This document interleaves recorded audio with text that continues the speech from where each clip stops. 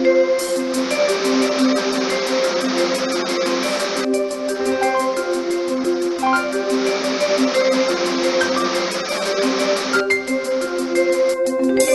everybody, I'm Navya Singh and I'm a student in Bennett University currently in my 7th semester, and this video is about my capstone project which I have done in my 7th semester, and I'll briefly walk in on about the details of my project, which is Smart Radiology for Multimodal Medical Imaging.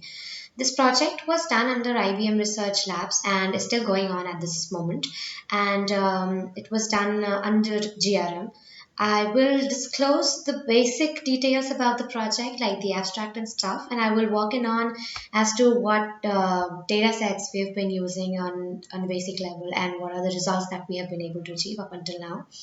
And this is for my capstone project submission, and it will have brief details over what can be done and what has been achieved as of now. The main objective of this project was to be state of the art results in radiology using multimodal medical imaging, and we have been able to achieve the same, and I'll be outlining the details in the later section of this video. So the project is Smart Radiology for Multimodal Medical Imaging, and this is the data set that we're using. It's about 70% of the data set that we're using. I'll explain the basics and the brief about the data set. So CheckSpurt is a huge data set consisting of 2,24,316 instances of chest radiographs of 65,240 patients. These radiographs were collected over a time period from October 2002 to July 2017 in Stanford Hospital, along with their associated radiology reports. Each report was labeled for the presence of 14 observations as positive, negative, or uncertain, which means every observation will have 14 different choices, and each of those choices will have 3 different choices of positive, negative, or uncertain. They developed an automated rule-based labeler to extract observations from the text radiology reports to be used as structural labels for the images. So this is a basic glance at the dataset. As you can see there, this is the typical image which has been present in the CheckSpurt dataset. There are different views, 3 different views to be precise, and the model can choose multiple categories out of those 14 categories, and it can be one category within the other, which is by the tree-based structure. More on this later on. So this is the crux of the data set, and I'll go on the details about this. So these are all the 14 different classes that we have, and for every 14 different classes we have different categories as to positive, uncertain, and negative. I will be telling you about the number of instances that we have in details, and we do know that this is an imbalanced data set, so we use different methods to take care of that. So starting with no findings, there are positive, uncertain, and negative in the respective order. Positive is around 1800, uncertain is 0, and negative is around 17,000. Enlarged cardiogram class has around 1800 positive instances, 1900 uncertain instances, and negative instances are around 17,000 respectively. The cardiomegaly has 2200, 800, and 15,000 instances for positive, uncertain, and negative in their respective order. The lung capacity has a high percentage of positive instances, which is around 9,000. The uncertain instances range around 700 to 600 to 700, pardon, and the negative instances are very close to 9,000 again. So edema also has the positive, uncertain, and negative in the respective order. 5,000, 1,000, and 13,000. Consolidation has around 1,700 positive instances, 2,100 uncertain instances, and the negative around 15,000. Pneumonia has positive, uncertain, and negative again in the following order. Around 100,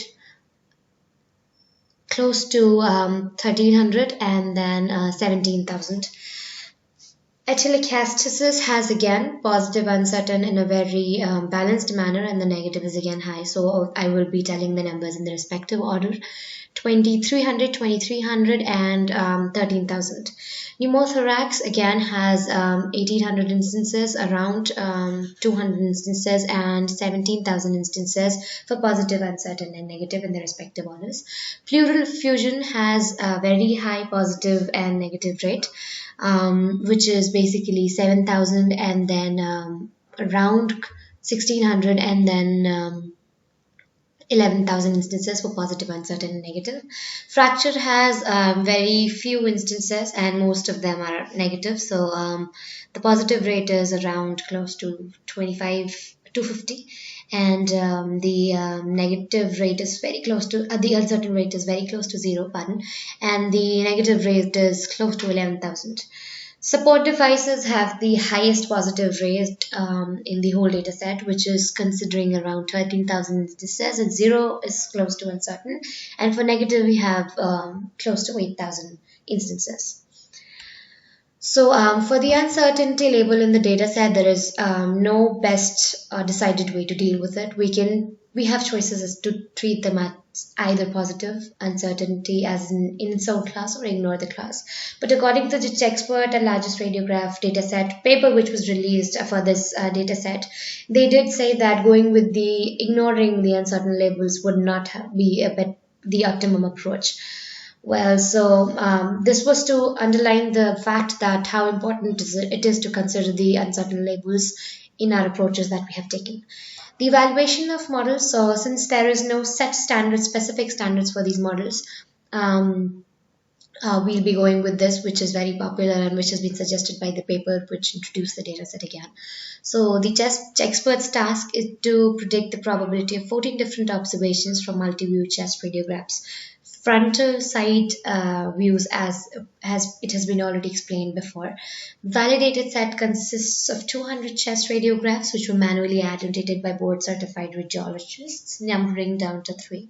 The test sets contain of 500 instances which are annotated by again board certified radiologists, numbering down to 5, which serves as the ground truth.